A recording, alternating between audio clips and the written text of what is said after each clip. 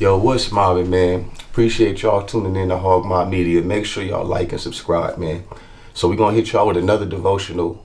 Today I want to talk about Ephesians 6:4. And it reads, Fathers, do not provoke your children to anger, but bring them up in the discipline and instruction of the Lord.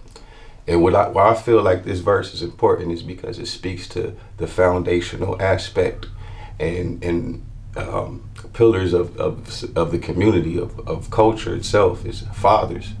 You know what I'm saying? Being a father, there comes huge responsibility to not just teach your children, but also be an example and show them, not just in word, but in deed. And so in that verse, I believe that Paul is also, encouraging fathers not to provoke them to anger, not to provoke their children to wrath. And it's easy to,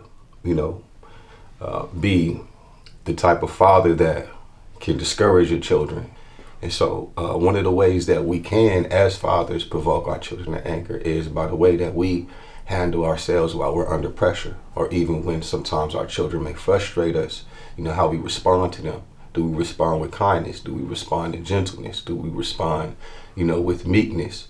Or are we more so the type of father that lashes out on our children, that abuses our children? You know what I'm saying? And so one of the ways that we train up our children, and the ways that we, lead them in the Word of God, is by our demonstration, how we behave ourselves and how we conduct ourselves before them, because they're watching us.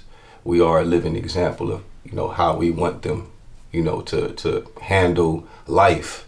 And so with that responsibility, we must remember that, the depth of how much we're training ourselves in the Word of God, and how much we're disciplined and in the instruction of the Lord. That's going to be also a big determining factor of how far our children go, because we're the leader, we're the role models. So I just want to encourage the fathers out there to remain diligent and faithful with the responsibility that the Lord has given you. Appreciate it, man. Make sure you like and subscribe. Mommy.